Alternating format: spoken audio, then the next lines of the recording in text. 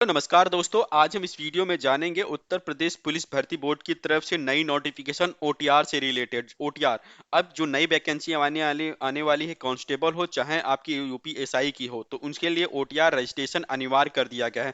तो इस वीडियो में मैं आपको बताऊंगा स्टेप टू स्टेप ओटीआर क्यों जरूरी है और किस लिए। ओटीआर सबसे इंपॉर्टेंट चीज है, बिना ओटीआर के अब आप कोई भी वैकेंसी यूपी पुलिस की नहीं फिल कर पाएंगे। तो इसीलिए मैं आपको इससे रिलेटेड पूरी इंफॉर्मेशन दूंगा जो उसकी तरफ से पूरी तरीके से नोटिफिकेशन कर दिया गया। अगर आप देखेंगे तो नोटिफिकेशन में साफ तौर पे लिखा है उत्तर प्रदेश पुलिस भर्ती प्रोन्नति board one time registration OTR प्रणाली लागू किए जाने के संदर्भ महत्वपूर्ण सूचना। मतलब इसमें क्लियरली कहा गया, अगर इसके डीपली जाएंगे कि यहाँ पर क्यों किया गया है ओटीआर और किस लिए जरूरी है, इससे रिलेटेड सारी इंफॉर्मेशन दी गई है, मतलब भराने कहा गया। तो इसी रिलेटेड होता है कि हमें ओटीआर अनिवार्य कर दिया गया है। बिना ओटीआर के अब आप कोई भी यूपी एसआई की या यूपी कांस्टेबल की फिल नहीं कर सकते हैं। और अभी आपको जल्दी ही पता ही होगा, ऑलरेडी यूपीएसआई की ऑलरेडी नोटिफिकेशन आ चुकी है। तो 19,920 पोस्ट के लिए इसने नोटिफिकेशन जारी कर दिया। हालांकि अगर देखेंगे जो नोटिफिकेशन डेट है फॉर्म फिल करने की और उसकी लास्ट डेट वो अभी नहीं है, पर उम्मीद की जा रही है अगले 1 से 2 महीने के अंदर ये भी जल्दी अवेलेबल हो जाएगी और ये जॉब आपके लिए अवेलेबल हो जाएगी। पर ये फॉर्म तभी आप फिल कर सकते हैं जब आप यूपी पुलिस की ओटीआर रजिस्ट्रेशन ऑलरेडी कर चुके होंगे, वरना आप इसे फिल नहीं कर सकते हैं। फिलहाल ये 18 से 25 के बीच रहेगी। टोटल वैकेंसी 19,920 के आसपास रहेगी। और इसमें आपको पता होगा, जैसे अभी 60,000 की वैकेंसी फिल हुई थी, उसके बाद सारी चीजें हुई थी, वैसे ही ये भी होगी।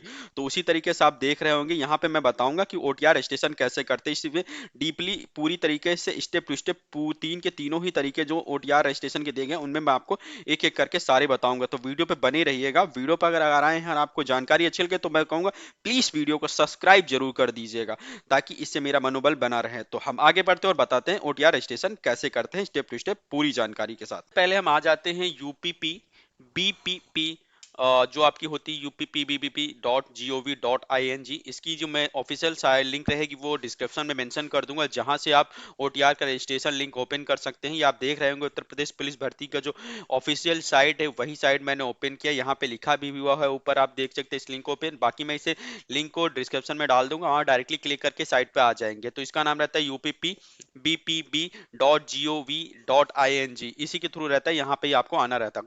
यहाँ नीचे की तरफ देखेंगे latest notification one time registration OTR one time registration. ये राइट हैंड से लेफ्ट की तरफ जाते हुए आपको बार बार दिखेगा। हम सबसे पहले इसी के ऊपर क्लिक करेंगे और ये नया पेज ओपन होगा। थोड़ा सा मूव करेगा, उसके बाद आपके सामने ये पेज ओपन होकर के आ जाता है। और यहाँ सबसे पहले आपको देख रहे हो महत्वपूर्ण इंपॉर्टेंट दिया हुआ है, जो कि आपके सामने ही इसमें दिया हुआ प्रत्येक आवेदक को एक यूनिक ईमेल आईडी और यूनिक मोबाइल नंबर के साथ पंजीकरण करना होगा, जो प्रक्रिया के दौरान अपरिवर्तित रहेगा। मतलब आपके पास एक ईमेल आईडी और एक नंबर होना चाहिए, इसे आप दोबारा चेंज नहीं कर सकते। ये अपनी लाइफ में एक बार ही इसके थ्रू रजिस्ट्रेशन कर सकते हैं। साथ ही आपको आवेदक अपनी पंजीकरण प्रक्रिया के आधार पर डिजी लॉकर या ड्राइविंग लाइसेंस या पैन कार्ड या पासपोर्ट का होना अनिवार्य है। पैन कार्ड या फिर ड्राइविंग लाइसेंस या फिर डिजी लॉकर में आपकी जो भी डिटेल हो वो ऐड होंगे या नहीं होंगे, इसके बारे में मैं स्टेप टू से बताऊंगा। फिलहाल बता देता हूँ ये चीजें होना जरूरी है। साथ ही आपके पास हाई स्कूल या इंटर की मार्कशीट, हाई स्कूल की मार्कशीट होना अनिवार्य है। साथ ही आपके पास आधार होना भी जरूरी है। ये चीजें मैंडेटरी रहेंगी आगे के स्टेप में। तो ये चीजें एक नॉर्मल से नोटिफिकेशन है जो सामने देता है। हम यहाँ पर क्लिक करते हैं और इसको देख लेते हैं पहले, तो मैं आपको बताऊंगा। अब आप देखेंगे तो उसी की जो ओटीआर रजिस्ट्रेशन साइट है यहाँ पे हम आ चुके हैं। यहाँ पे 3-4 चीज आपको दिखा रहा होगा।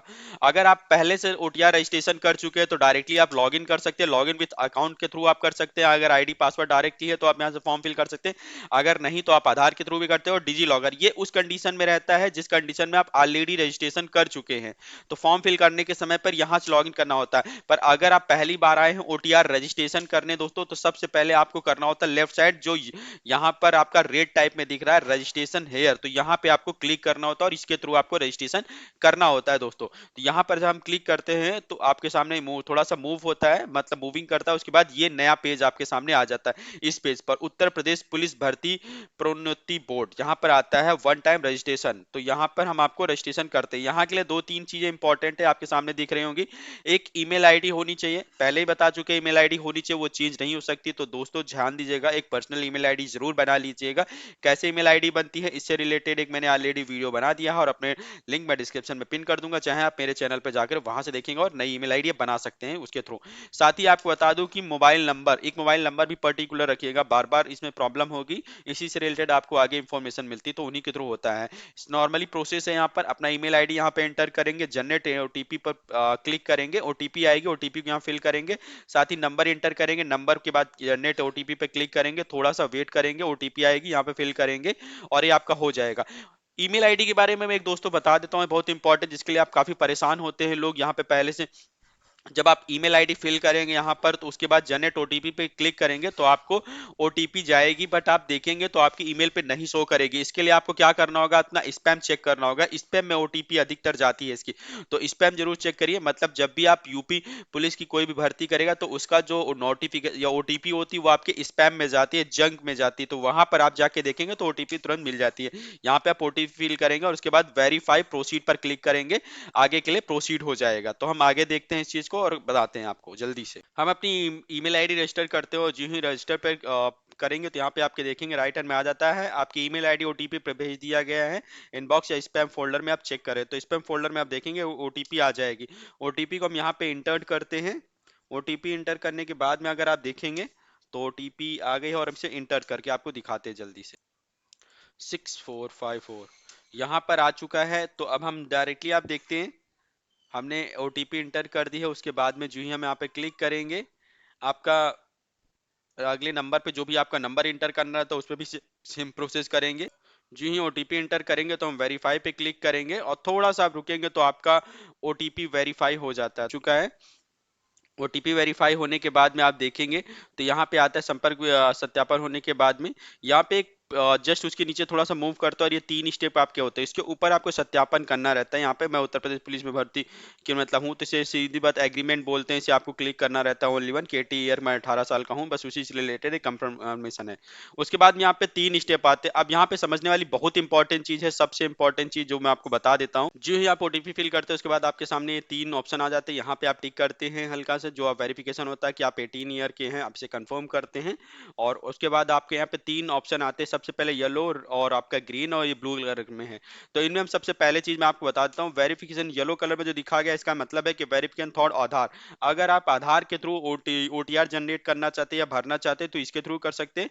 वेरिफिकेशन थॉट डिजी लॉकर के थ्रू करना चाहते हैं तो इसके थ्रू कर सकते हैं। या I am not currently registered with Aadhaar और डिजी लॉकर, या दोनों के थ्रू नहीं करना चाहते हैं, अपनी पर्सनल डिटेल अलग से देकर कोई डॉक्यूमेंट देके करना चाहते हैं तो आप इसके थ्रू कर सकते हैं। तो तीनों के थ्रू आपको पूरा एक स्टेप टू स्टेप बताऊंगा कि कैसे किया जाता है। सबसे पहले हम वेरिफिकेशन थॉट आधार के थ्रू कर लेते हैं। तो आधार के थ्रू अगर आप करना चाहेंगे तो आप इस पे क्लिक करेंगे, यहां पर देखेंगे तो सीधे तौर पर आपको दिखाएगा कि यहाँ पर आ चुका है, आपको अपना आधार नंबर डालना होता है। आधार नंबर जो नंबर होता है उसकी वीआईडी जो आधार कार्ड के नंबर होते हैं उसको यहाँ पे एंटर करना होता है। ओटीपी जनरेट करते हैं और ओटीपी आपके नंबर जो आधार में रजिस्टर्ड होता है उस पे जाते हैं और वेरीफाई करते हैं, उसके थ्रू ये रजिस्टर्ड हो जाता है। तो हम बैक आते हैं, कि स्टेप पीछे आते हैं और यहाँ पर देखते हैं, हम आपको बताते हैं। तो हम जाके जानते हैं दूसरा तरीका क्या होता है जिसके थ्रू हम कर सकते हैं। तो वेरिफिकेशन थॉट डिजी लॉकर के थ्रू हम देखते हैं। तो डिजी लॉकर पे जो ही क्लिक करेंगे तो चेक बॉक्स पर क्लिक करना अनिवार्य होता है। मतलब यहाँ पे हम क्लिक करेंगे, उसके बाद में हम यहाँ पे देखते हैं कि डिजी लॉकर पे क्लिक करते थोड़ा सा रुकते हैं और यहाँ पर मांगता है आपसे इंटर आधार नंबर। मतलब आपका जो आधार नंबर होता है वो आपको लेकर के यहाँ पे इंटर करना होता है, जिसके थ्रू आपका डिजी लॉकर ओपन होगा। तो सबसे पहले हम यहाँ पे इंटर करते हैं। हम जो ही अपना आधार इंटर करें उसके बाद तो थोड़ा सा ध्यान से देखेंगे, यहाँ पर आपका जो फिल इन द ब्लैंक्स है, जो कैरेक्टर फिल करने के लिए बोल रहा है, जैसे उसी तरीके से करते हैं। अगर कैपिटल है तो कैपिटल करना होगा, स्मॉल है तो स्मॉल करना होगा। ध्यान से करिएगा, थोड़ा भी मिस्टेक होगा तो ये ओपन नहीं होगा। उसी तरीके से हम फिल करते हैं और उसके बाद नेक्स्ट पर क्लिक करते हैं। तो नेक्स्ट पर क्लिक करने के बाद में आप देखते बाद थोड़ा सा मूव करने के बाद में जस्ट आपको जो उदय की तरफ से आपका जो नंबर होता है रजिस्टर्ड नंबर, उस पर एक ओटीपी सेंड कर दी गई होती है। ओटीपी सेंड की जाती है, उसको हमें यहाँ पर इंटर और फिल करना होता है। जो भी आपका रजिस्टर आधार में जो नंबर होता है वहां पर फिल की जाती है। फिल करने के बाद हम कंटिन्यू पे क्लिक करते हैं, थोड़ा सा रुकेंगे और मूव करेगा। मूव करने के बाद में हम देखेंगे अगला नेक्स्ट पेज ओपन हो जाता है और जो भी उससे डिजी लॉकर यहाँ पर आपका अटैच्ड होगा वो आपके सामने आ जाता है। तो इसके साथ डिजी लॉकर हम उसे ओपन करते हैं अपना पिन डाल करके। कई बार आपके सामने सेटर और पिन बोलेगा, मतलब पिन आपको जो अगर पता होता पासवर्ड पिन तो पर डाल सकते हैं, वरना फॉरगेट पे क्लिक करेंगे डायरेक्टली ये आपके क्या करेगा, जो भी आपकी डेट ऑफ बर्थ है उसे मांगता है और डेट ऑफ बर्थ मांगने के बाद में सेटर से डिजी लॉकर में पिन आपको सेट करने के लिए आता है। पिन आप ऐसे सेट कर सकते हैं 1 2 3, इसको रिपीट नहीं करना है, थोड़ा सा मतलब चेंज करके ऐसा टिपिकल बनाना है जो आपके सिवा ना हो। तो जरूरी जो सामने लिखा है इनको नहीं करना है, ये सिर्फ आपको क्या करना है, एक फॉर एग्जाम्पल दिखा और इनको अवॉइड करने के लिए बोलना कि ऐसे तो बिल्कुल नहीं बनाने, थोड़ा सा यूनिक बनाना है जो आपके पास पता हो। तो हम यहाँ पे अपना पिन इंटर करते हैं। मैंने पिन बनाया और कंटिन्यू पे क्लिक करता हूँ। कंटिन्यू पे क्लिक करने के बाद ही हम आप देखेंगे सामने यहाँ पर एक प्रोसेस आ जाता है। हम यहाँ पर पासवर्ड अपडेट करने के लिए बोलता है, हम इसे क्लिक हटा देंगे। उसके बाद में आप देखेंगे यहाँ पर, तो यहाँ पे बता रहा है कि मार्कशीट है, आपकी रोल नंबर है, साथ ही आपकी हाई स्कूल की है, इन सभी को टिक करना रहता है। ये जो आपके दिख रहेंगे पूरे के पूरे, यहाँ पे डॉक्यूमेंट कौन कौन से डॉक्यूमेंट, इसका मतलब आप देखिए, सबसे पहले मैं बता देता हूँ यहाँ पे इशू डॉक्यूमेंट की आपकी इससे कौन कौन से डॉक्यूमेंट अटैच है। तो आप देखेंगे मेरे डिजी लॉकर में मेरे तकरीबन सारे के सारे जो भी आपके डॉक्यूमेंट्स अटैच है। इकोनॉमिकल व्हीकल सेक्शन मतलब ईडब्ल्यूएस का भी मेरे पास है, फ्रीडम फाइटर सर्टिफिकेट अगर आपके पास है तो उसे भी यहाँ पर ऐड करते हैं।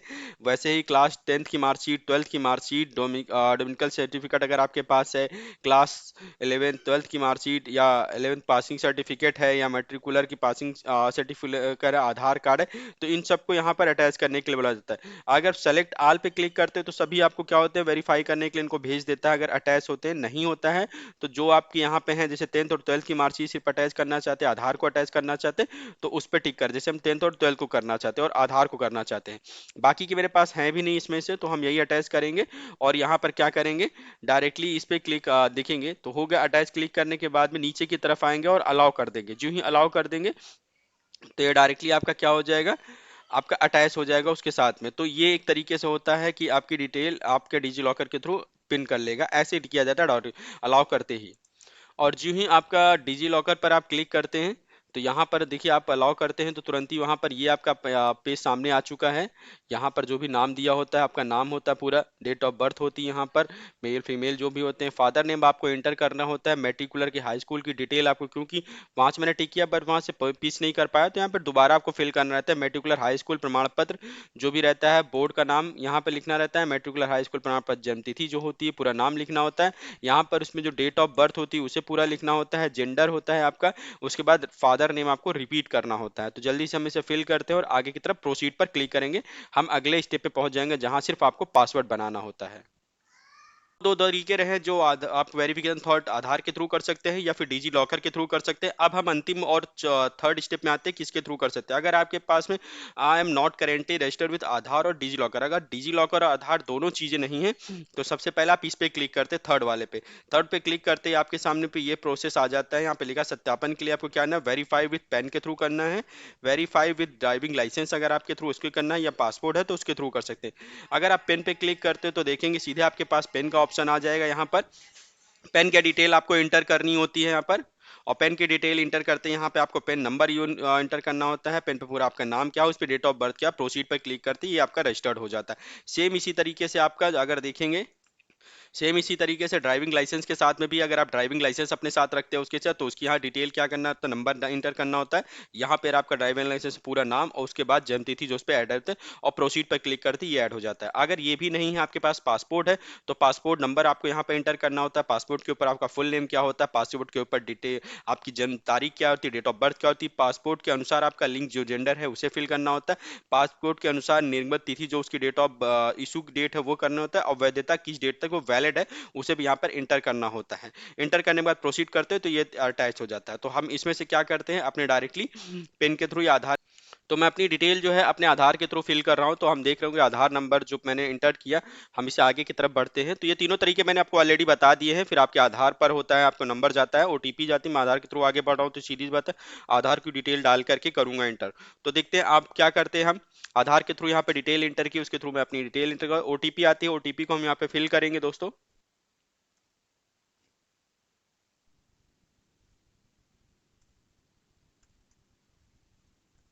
ओटीपी फिल करने के बाद प्रोसीड पर क्लिक करते हैं। और थोड़ा यहाँ पे मैंने ओटीपी से जो ही इंटर करेंगे सही से, फिर आप आते हैं व्यक्तिगत जानकारी पर्सनल इन्फॉर्मेशन में। पर्सनल इन्फॉर्मेशन में आपका नाम पूरा ऑलरेडी फिल है यहाँ पर, जो भी आपका आधार पर है वो पूरा नाम है। उसके साथ ही आप देखेंगे आधार के अनुसार जो आपकी डेट ऑफ बर्थ है, आप वो ऑलरेडी फिल है यहाँ पर।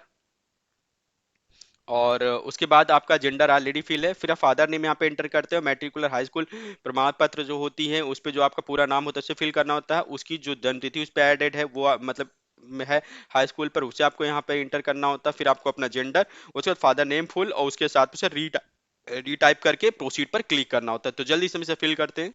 हमने डिटेल फिल कर दी और आगे प्रोसीड पर क्लिक करते हैं। प्रोसीड पर क्लिक करते ही आपके सामने नेक्स्ट स्टेप पे आ जाता है सीधे पर पासवर्ड जनरेट। अब यहाँ पे आपको पासवर्ड बनाना है। पासवर्ड बनाने के लिए मैं आपको एग्जांपल देता हूँ। मान लीजिए आपका नाम राकेश है, तो आप लिखेंगे राकेश।